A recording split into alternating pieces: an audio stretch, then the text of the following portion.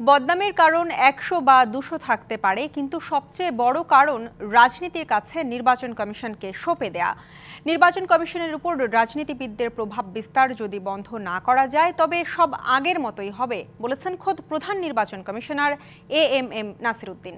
আর BNP জানিয়েছে, সংস্কার কমিশনের কোনো সুপারিশ সুষ্ঠু নির্বাচনের অন্তরায় হলে বিএনপি তাতে বাধা দেবে।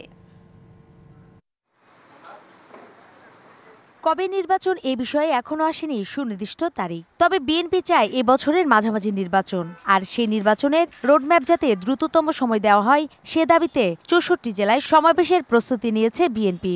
কিন্তু তাদের এই দাবি পূরণে কতখানি প্রস্তুত নির্বাচন কমিশন? এই প্রশ্নের উত্তর জানতেই ৩ সদস্যের প্রতিনিধি দল আজ গিয়েছিল নির্বাচন কমিশনে। প্রায় ৩.৫ মাস আগে গঠিত নির্বাচন কমিশনের সাথে আজ প্রথমবার বৈঠকে বসেছিল বিএনপি। প্রায় ১.৫ ঘন্টা বৈঠক শেষে দলের স্থায়ী কমিটির সদস্যরা জানান, সংস্কার কমিশনের কোনো সুপারিশ যদি নির্বাচনের অন্তরায় হয় তবে বিএনপি তার বিরোধিতা করবে। ব্যাপারটা হচ্ছে, সংস্কার কমিশন যে সুপারিশ করবে সেই সুপারিশ নিয়ে স্টেক হোল্ডারদের সঙ্গে সরকার আলোচনা করবে, কইরা যে সিদ্ধান্ত হবে সেই সিদ্ধান্তের আলোকে যদি আইনের পরিবর্তন হয় বা বিধানের পরিবর্তন হয়, নির্বাচন কমিশনকে সেটা মানতে হবে। আমরাও যদি মনে করি যে কোনো সংস্কার কমিশনের কোনো প্রস্তাব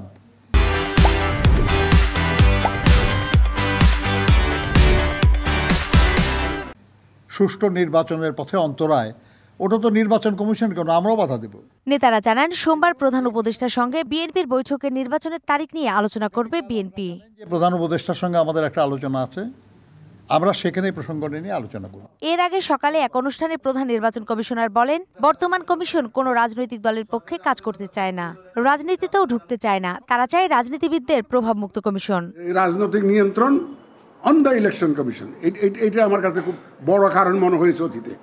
এটার থেকে আমাদেরকে বেরিয়ে আসতে হবে, নাইলে কিন্তু ইলেকশন কমিশন তার দায়িত্ব সঠিকভাবে পালন করতে পারবে না, আবার সেই পুরানো ইতিহাসের পুনরাবৃত্তি হবে। প্রধান নির্বাচন কমিশনার প্রতিষ্ঠান হিসেবে ইসি ধ্বংস হয়ে গেছে উল্লেখ করে বলেন, ইসির একার পক্ষে নির্বাচন অবাধ, সুষ্ঠু, নিরপেক্ষ করা সম্ভব নয়। রাজনৈতিক দলের পক্ষে বা বিপক্ষে দাঁড়াতে চাই না। নূপুর মাহমুদ, ডিবিসি নিউজ, ঢাকা।